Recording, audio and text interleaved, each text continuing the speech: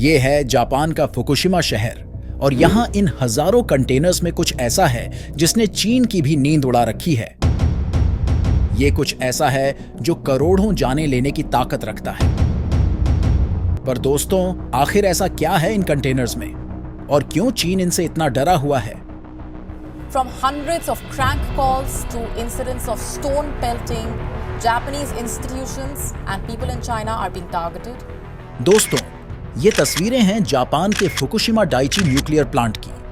वो nuclear plant जिसने आज से लगभग 12 साल पहले एक ऐसा भयानक मंजर देखा था जो आप अपनी जिंदगी में कभी देखना नहीं चाहेंगे। So now it's just basically a race against time to stabilize the reactor before we see further. Engineers are keeping their fingers crossed. आखिर ऐसा क्या हुआ था 12 साल पहले और क्यों चीन 12 साल बाद भी उस घटना के अंजाम से डरा हुआ है? आइए जानते हैं। यह बात 11 मार्च 2011 की है।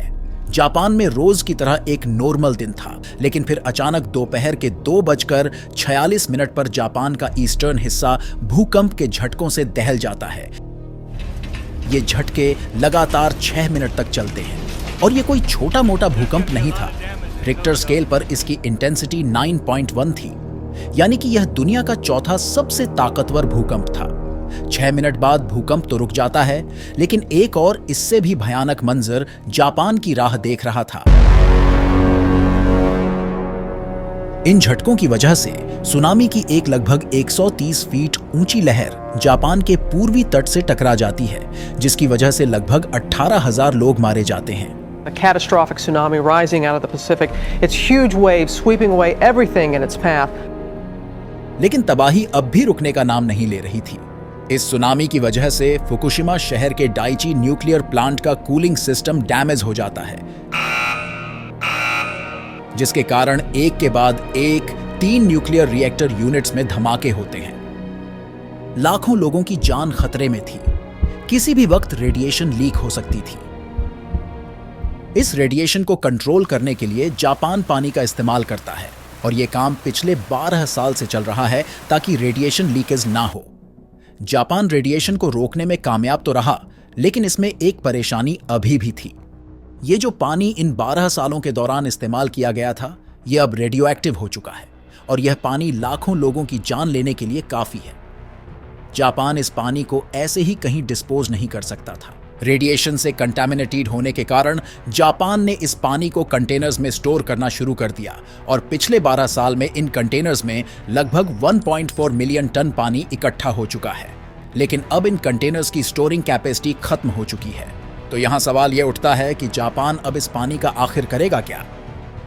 क्योंकि ये बात तो साफ है कि जापान के पास न तो अब इस पानी को स्टोर करने के लिए स्टोरेज बची है, और अगर वे इस न्यूक्लियर प्लांट को डीकमीशन नहीं करेंगे तो यहां से रोज का 300 से 400 मैट्रिक टन रेडियोएक्टिव पानी निकलेगा। अब जापान को किसी भी हाल में इस न्यूक्लियर प्लांट को वहां से हटाना होगा। लेकिन यहां जापान गवर्नमेंट के सामने 2 दिक्कतें हैं। पहली परेशानी यह है कि बिना इस पानी को वहां से निकाले वो न्यूक्लियर प्लांट को डीकमीशन नहीं कर सकते। जापान का कहना है कि उन्हें इन 1000 स्टोरेज टैंक्स को हटाकर यहां कुछ फैसिलिटीज बनानी होंगी, तभी वो सेफली इस न्यूक्लियर प्लांट को डीकमीशन कर पाएंगे। दूसरी प्रॉब्लम यह है कि उन्हें इस पानी को वहां से निकालने से पहले उसकी रेडियो एक्टिविटी को कम करना होगा। इन दोनों प्रॉब्लम्स को सोल्व करने के लिए टोक्यो इलेक्ट्रिक पावर कंपनी टेप्को कई सालों से लगी हुई है और उन्होंने इस पानी को लगभग रेडिएशन फ्री बना भी दिया है। लेकिन एक छोटी सी प्रॉब्लम बाकी है। उस प्रॉब्लम का नाम है ट्रिटियम। दोस्तों, सिंपल वर्ड्स में कहूं तो ट्रिटियम हाइड्रोजन की ही एक दूसरी फॉर्म है, पर फिलहाल इस पानी से ट्रिटियम को अलग करना लगभग असंभव है, क्योंकि आज तक हमारे पास ऐसी कोई टेक्नोलॉजी अवेलेबल नहीं है जो ये काम कर सके। तो अब सवाल यह उठता है कि आखिरकार ट्रिटियम को पानी से अलग करना जरूरी क्यों है? दरअसल दोस्तों, ट्रिटियम एक रेडियोएक्टिव एलिमेंट है और अगर ये हाई अमाउंट में हमारे शरीर में पहुंच जाता है तो इससे कैंसर जैसी बीमारियां आसानी से हो सकती हैं। इसके अलावा ये इंसानों में फर्टिलिटी रेट को भी कम कर सकता है। हम ट्रिटियम को इस पानी से अलग तो नहीं कर सकते, लेकिन इसमें और पानी को मिलाकर ट्रिटियम की कंसंट्रेशन को कम जरूर किया जा सकता है। टेप्को ने भी कुछ ऐसा ही किया है, इसके बारे में हम आगे डिस्कस करेंगे। लेकिन जैसे ही जापान सरकार ने इस पानी को पैसिफिक ओशियन में रिलीज करने का प्रपोजल रखा, इसके कुछ दिन बाद ही चाइना और साउथ कोरिया में इसके खिलाफ प्रोटेस्ट शुरू हो गए। चाइना ने तो जापान से आने वाले सी फूड पर भी बैन लगा दिया है। उनका मानना है कि अगर यह पानी ओशियन में रिलीज किया जाता है तो वहां से यह सी फूड के रास्ते इंसानों में आ सकता है। दरअसल दोस्तों, चाइना जापान से काफी ज्यादा अमाउंट में सी फूड इंपोर्ट करता है, जिसके कारण सबसे ज्यादा प्रोटेस्ट भी चाइना में हो रहे हैं। पर क्या चाइना का यह कंसर्न सही है? क्या सच में इस पानी से इतना खतरा है? दोस्तों, कुछ रिसर्चर्स का मानना है कि अभी इस पर थोड़ी रिसर्च और करने की जरूरत है, क्योंकि अगर यह पानी एक बार समुद्र में चला गया तो फिर इसे वापस अलग करना इम्पॉसिबल होगा। उनका मानना है कि अब तक करी गई रिसर्च काफी नहीं है। यह कंसर्न एक हद तक सही भी है। हालांकि कई रिसर्चर इस वाटर रिलीज के फेवर में भी हैं। उनके हिसाब से यह वाटर रिलीज पूरी तरह से सुरक्षित है। वर्ल्ड हेल्थ ऑर्गेनाइजेशन WHO के अकॉर्डिंग ड्रिंकिंग वाटर में अगर ट्रिटियम का लेवल 10,000 बेक्वेरल पर लीटर से कम हो तो वह पानी पीने के लिए सुरक्षित है। लेकिन जब फुकुशिमा कंटेनर साइट पर पानी का परीक्षण किया गया तो उसमें ट्रिटियम का लेवल लगभग 1500 बेक्वेरल पर लीटर था, यानी कि ये पानी WHO की गाइडलाइंस से भी ज्यादा साफ हो चुका है। International atomic energy agency IAEA ने भी इस पानी को सुरक्षित घोषित किया है।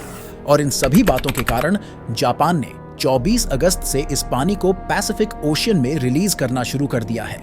जापान ने अब तक लगभग 16,000 टन पानी रिलीज किया है और मार्च 2024 तक लगभग 31,200 टन पानी के रिलीज का एस्टिमेट लगाया जा रहा है। प्लान के अकॉर्डिंग इस पानी को धीरे धीरे अगले 30 सालों में पैसिफिक ओशियन में रिलीज किया जाएगा। दोस्तों, देखा जाए तो इतिहास में रेडिएशन की सबसे बुरी मार जापान ने ही झेली है। जापान एक बार रेडिएशन के परिणामों को अच्छे से देख चुका है तो वो बिना प्रॉपर रिसर्च के इतना बड़ा कदम नहीं उठाएंगे।